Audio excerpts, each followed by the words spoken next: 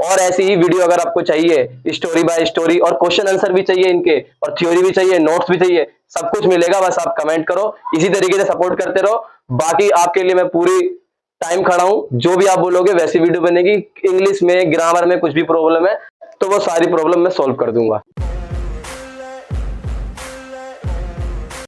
Class 9th English का chapter number 3, जो chapter का नाम है द लिटिल गर्ल, जिसके ऑथर है कैथरीन मैन्सफील्ड। आज मैं आपको इसकी स्टोरी सुनाने वाला हूँ। स्टोरी में जो कैरेक्टर है वो हमारे एक केजा नाम की लड़की है, और केजा के पिताजी है, और केजा की ग्रैंड मदर है, और 4th नंबर पे एलिस है, और 5th पे केजा मदर्स यानी कि केजा की माँ। तो ये कैरेक्टर है इस स्टोरी के। इस स्टोरी को स्टार्ट करने से पहले मैं आपको थोड़ा सा इस स्टोरी के बारे में हिंट बता देता हूँ। तो इसके अंदर जो मेन कैरेक्टर है केजिया, उसका जो नजरिया होता है अपने फादर की तरफ, वो ऐसा नजरिया होता है कि अपने पिताजी से डरना चाहिए और उनसे बचना चाहिए।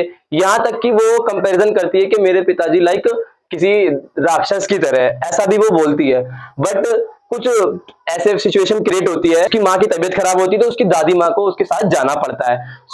उस बीच कुछ ऐसी सिचुएशन क्रिएट होती है जहां पर केजिया का जो नजरिया है अपने पिताजी के लिए, जो पहले था उससे चेंज होकर कहीं ना कहीं पॉजिटिव में आ जाता है। पहले केजिया का जो नजरिया था वो नेगेटिव में था, बट कुछ सिचुएशन क्रिएट होती है जिसकी वजह से केजिया का जो नजरिया था पिताजी के लिए वो पॉजिटिव में आ जाता है। तो स्टोरी को स्टार्ट करते हैं। स्टोरी इस तरीके से स्टार्ट होती है कि एक छोटी लड़की होती है जो कि केजिया ही है। एक छोटी लड़की होती है जो कि ये सोचती है कि उसे अपने पिताजी से बचना चाहिए और उनसे डरना चाहिए। प्रत्येक सुबह यानी कि हर सुबह केजिया के जो पिताजी थे वो उसके रूम में आते थे, वो उसको कैजुअली किस करते थे यानी कि स्नेह करते थे, और इसका रिप्लाई जो केजिया जो है वो गुड बाय पिताजी कहकर देती थी। फिर उसके पिताजी बाहर जाकर अपनी गाड़ी में बैठते थे। जैसे जैसे उनकी गाड़ी आगे जाती थी रोड पर, और धीरे धीरे उनकी गाड़ी की जो आवाज है, स्लो स्लो उनकी गाड़ी की आवाज कम हो जाती है। तो जैसे भी गाड़ी की आवाज जैसे कम होती है तो केजिया को काफी सुखी महसूस होता है, उसको काफी हैप्पी लगता है कि उसके पिताजी चले गए।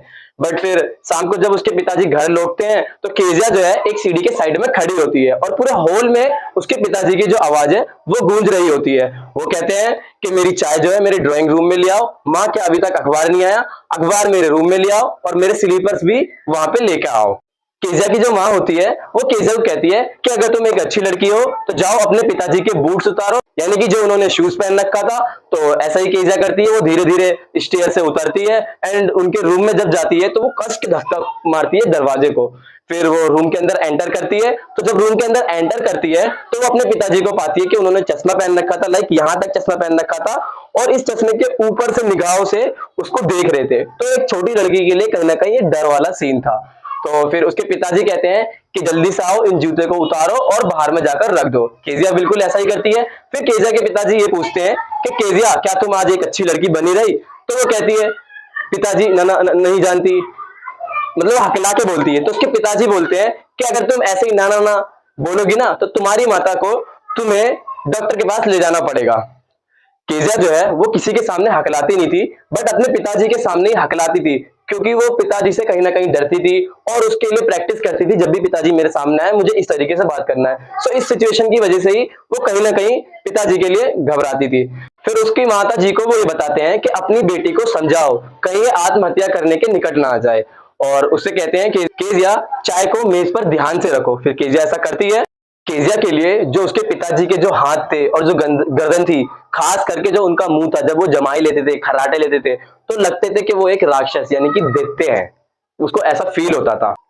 रविवार की दोपहर में उसकी दादी माँ कहती है कि केजिया जाओ अपने पिताजी के रूम में जाओ। तो जब वो उनके रूम में जाती है तो वहां पे पाती है कि जो उसकी माता जी है वो न्यूज़पेपर पढ़ रही है, और जो उसके पिताजी है वो बिस्तर पे लेट के सो रहे होते हैं। और जब वो सो रहे होते हैं, जो मखमली सा जो तकिया होता है वो उनके पैरों के बीच में होता है, और जो रुमाल है उनके फेस से ढका हुआ होता है। तो वो वहीं पे जाके स्टूल पे बैठकर उनका वेट कर रही होती है। तो पिताजी जमाई लेते हैं, खराटे लेते हैं, फिर टाइम पूछते हैं, और फिर कुछ देर बाद वो नोटिस करते हैं केजिया उसको देख रही होती है। तो केजिया को वो कहते हैं कि अगर तुम इस तरीके से घूरती रहोगी ना तो तुम एक उल्लू जैसी लग रही हो। केजिया को वो ऐसा बोलते हैं। एक दिन ठंड पड़ जाती है, तो ठंड के कारण केजिया जो है अपनी दादी माँ के कक्ष में ही यानी कि उनके रूम में ही सोती है। तो दादी माँ उसे बताती है कि आने वाले सप्ताह में उनके पिताजी का बर्थडे है यानी कि जन्मदिन है, तो तुम ना उनको उपहार दो यानी गिफ्ट्स दो।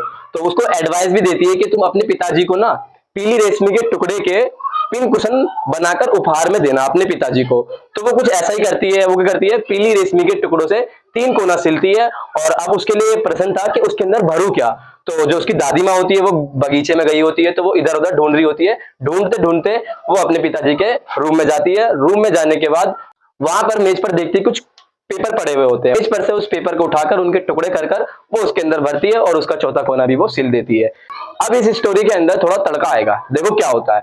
उस शाम को जो केजा जो पेपर उठाती है उसकी वजह से देखो क्या हंगामा होता है। उस शाम को उसके पिताजी पोर्ट अथॉरिटी के लिए उन्होंने स्पीच लिखी थी। अब वो स्पीच देना था उन्हें। अब वो स्पीच खो गया, वो मिल ही नहीं रहा। पूरे घर में ढूंढ रहे, इधर ढूंढ रहे, उधर ढूंढ रहे, नीचे ऊपर हर जगह ढूंढ रहे। यहाँ तक कि उन्होंने नौकरों से भी पूछ लिया कि क्या तुमने पेजेस देखे हैं मेरे पोर्ट अथॉरिटी के। उन्होंने हर जगह ढूंढा। तो जो उसकी माँ होती है, केजा की जो मदर होती है, वो भी ढूंढते ढूंढते केजा के रूम में चल जाती है और केजा से पूछती है क्या तुमने हमारे रूम में मेज पर कुछ पेपर पड़े हुए देखे।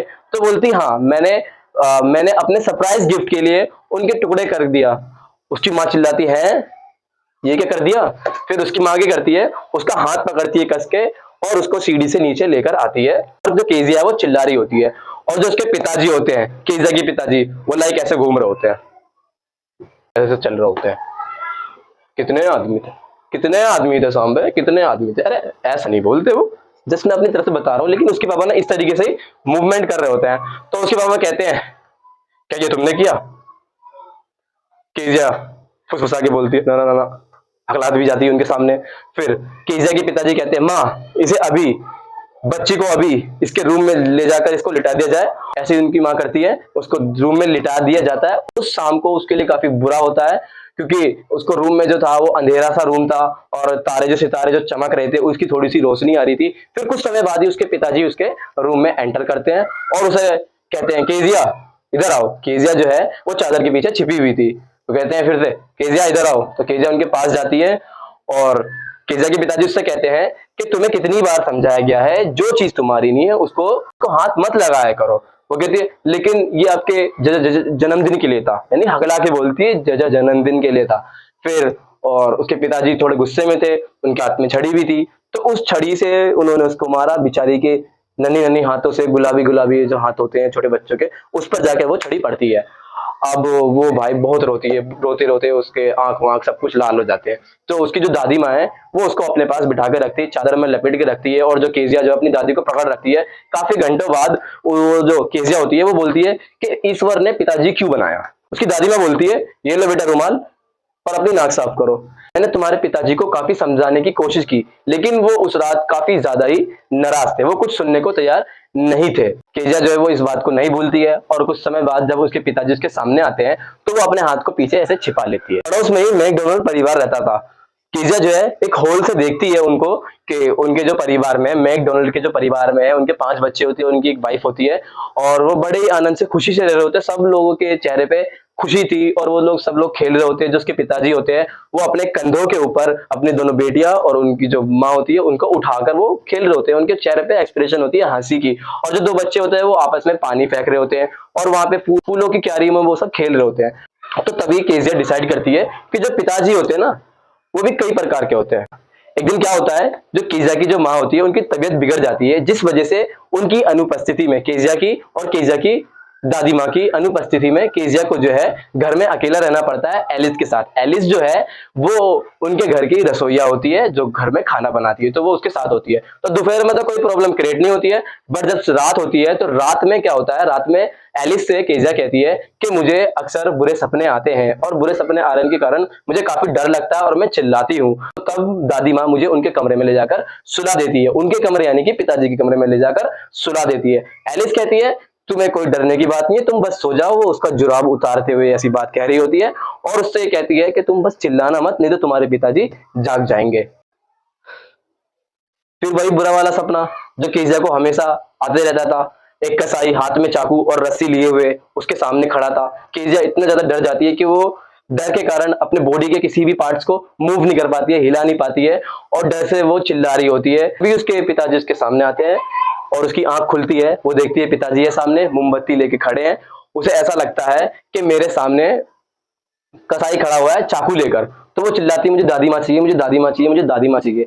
तभी उसके पिताजी क्या करते हैं, केजिया को अपने बाहों में उठाकर गलियारों से होकर अपने बड़े वाले शयन कक्ष के यानी कि अपने बड़े वाले रूम में ले जाते हैं। तो वहां पे ले जाने पर जब वो बिस्तर के पास जाते हैं तो वहां पे न्यूज़पेपर पड़ा हुआ होता है, तो वो न्यूज़पेपर को साइड करते हैं और अपनी जो केजिया होती है उसको वहां पर लिटाते हैं और उनके बिसाइड में वो भी सो जाते हैं। तो केजिया जो है वो अभी भी आधी सोई हुई नहीं थी, उसको डर लग रहा था, उसको ऐसा फील हो रहा था कि अभी भी कसाई जो है वो मेरे रूम में है। तो केजिया करती है, डर से अपने पिताजी के थोड़ा और करीब आ जाती है और उनकी कमीज को कस के पकड़ लेती है डर से। तो केजिया के पिताजी कहते हैं कि अपने पैर मेरे पैर में रगड़ो ताकि वो गर्म हो जाए। तभी केजिया के मन में एक विचित्र सी भावना आती है अपने पिताजी के लिए कि पिताजी इतने भी बड़े नहीं हो गए कि उनकी कोई देखभाल करने के लिए ना हो। वो माँ से इसलिए ज्यादा रूठली होते हैं क्योंकि माँ से वो काम कराना चाहते हैं ताकि उनकी सेहत सही रहे, और ये सही भी वो सोचती है लड़की। और वो बताती है कि पिताजी डेली डेली वर्क करते हैं, बहुत ज्यादा मेहनत करते हैं, सो इस वजह से वो मैकडोनल्ड जैसे पिता नहीं बन सकते, और मैंने उनके प्यारे से लिखे हुए लेख भी फाड़ डाले थे। इतना कहने के बाद वो थोड़ा सा मूव करती है। तभी उसके पिताजी कहते हैं कोई अन्य सपना? तो वो कहती है कि मेरा सर आपके दिल पर है और मैं इसे धड़कते हुए सुन सकती हूँ। आपका दिल कितना बड़ा है? प्रिय पिताजी, डियर फादर। इतना कहने के बाद ही इस स्टोरी का एंड हो जाता है इसी वर्ड से। अगर स्टोरी में अगर आपको कुछ भी प्रॉब्लम हुई है तो आप कमेंट करें, मैं उसका रिप्लाई दूंगा 100%। और ऐसी ही वीडियो अगर आपको चाहिए स्टोरी बाय स्टोरी, और क्वेश्चन आंसर भी चाहिए इनके, और थ्योरी भी चाहिए, नोट्स भी चाहिए, सब कुछ मिलेगा। बस आप कमेंट करो, इसी तरीके से सपोर्ट करते रहो। बाकी आपके लिए मैं पूरी टाइम खड़ा हूं, जो भी आप बोलोगे वैसी वीडियो बनेगी। इंग्लिश में, ग्रामर में कुछ भी प्रॉब्लम है तो वो सारी प्रॉब्लम मैं सॉल्व कर दूंगा। जय हिंद, जय भारत, धन्यवाद watching for my videos, thank you.